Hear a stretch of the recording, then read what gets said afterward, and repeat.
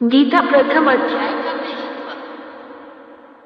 एक समय पार्वती जी ने पूछा है, महादेव जी, किस ज्ञान के बल पर संसार के सब लोग आपको शिव कहकर पूछते हैं?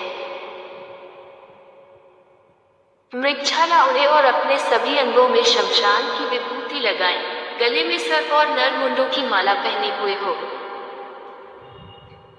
इनमें तो कोई भी पवित्र नहीं, फिर आप किस ज्ञान से पवित्र माने जाते हैं?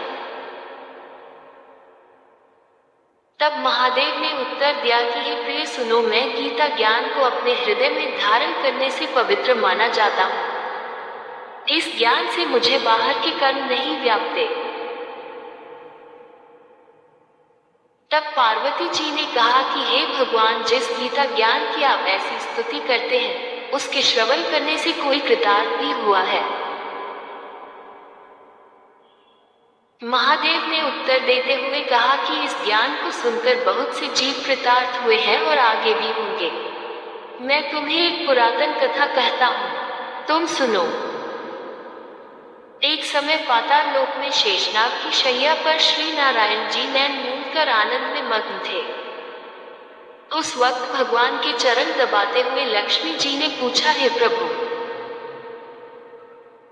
निद्रा और आलस्य तो उन पुरुषों को व्यापता है जो जीव तामसी होते हैं, फिर आप तो तीनों गुणों से अतीत हो। आप तो वासुदेव हो, आप जो नेत्र मूंद रहे हो, इससे मुझके बड़ा आश्चर्य है। नारायण जी ने उत्तर देते हुए कहा, हे लक्ष्मी,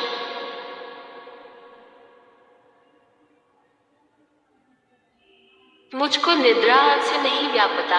एक शब्द रूप जो भगवत गीता है, उसमें जो ज्ञान है उसके आकार रूप है।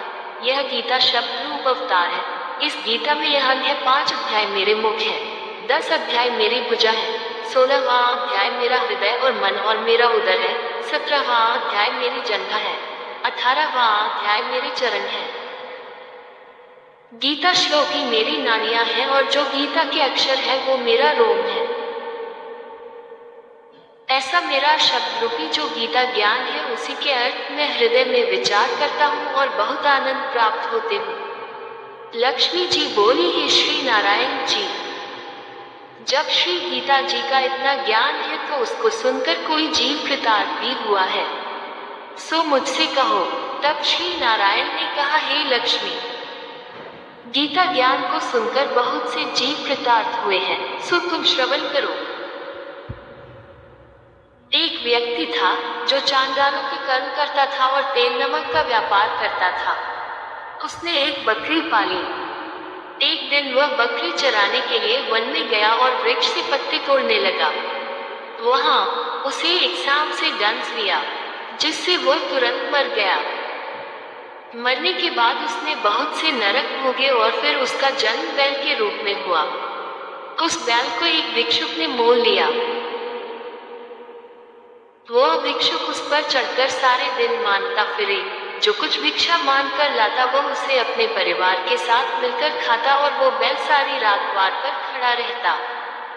उसके खाने पीने का भी कोई ख्याल नहीं करता था और सुबह होते ही बैल पर चढ़कर फिर मांगने निकल जाता। जब बहुत दिन हो गए तो वह बैल भूख से गिर गया, लेकिन उसके प्राण नहीं निकले। नगर के लोगों ने देखा और उस बैल को कोई तीर्थ का फल दे तो कोई नरक का फल दे, तब भी उस बैल के प्राण नहीं छूटे। एक दिन गणिका आई। उसने लोगों से पूछा, यह कैसी भीड़ है? तो उन्होंने कहा कि इसके प्राण नहीं निकलते, अनेक पुण्यों का फल दे रहे हैं तो भी इसकी मुक्ति नहीं होती। तब गणिका ने कहा कि मैंने जो कर्म किया है उसका फल मैंने इस बैल को दिया है। इतना कहते ही बैल की मुक्ति हो गई। तब बैल ने एक ब्राह्मण के घर जन्म लिया। पिता ने उसका नाम सुशर्मा रखा। उसके पिता ने उसे पढ़ाया लिखाया। उसको अपने पिछले जन्म की सुध थी। उसने एक दिन मन में विचार किया, जिस गणिका ने मुझे बैल की योनि से छुड़ाया था उसका दर्शन करूं। विप्र चलते चलते गणिका के घर गया और कहा, आप मुझे पहचानती हैं? गणिका ने कहा, मैं नहीं जानती, तुम कौन हो? तब उसने कहा कि मैं वही बैल हूँ जिसको आपने अपने पुण्य दिए थे।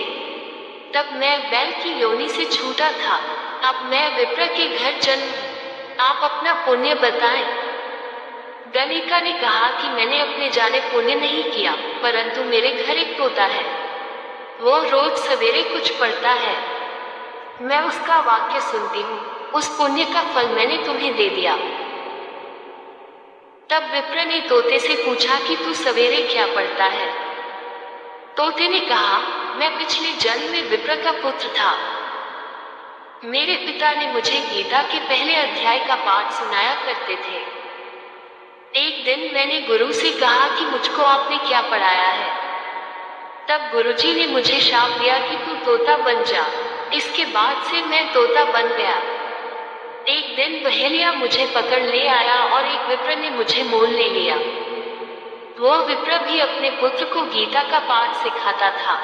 तब मैंने भी यह पाठ सीख लिया।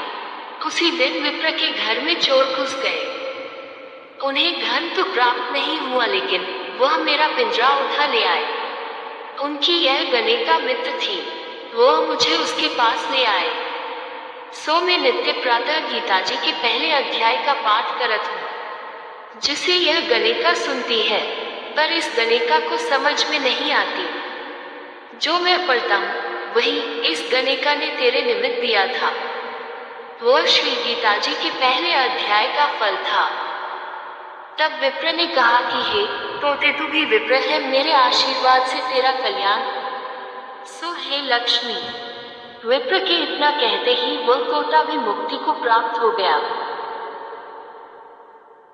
तब गणिका ने बुरे कर्म छोड़ भले कर्म ग्रहण किए और नित्य स्नान करके श्री गीता जी के प्रथम अध्याय का पाठ करना शुरू कर दिया, जिससे उसकी भी मुक्ति हो गई।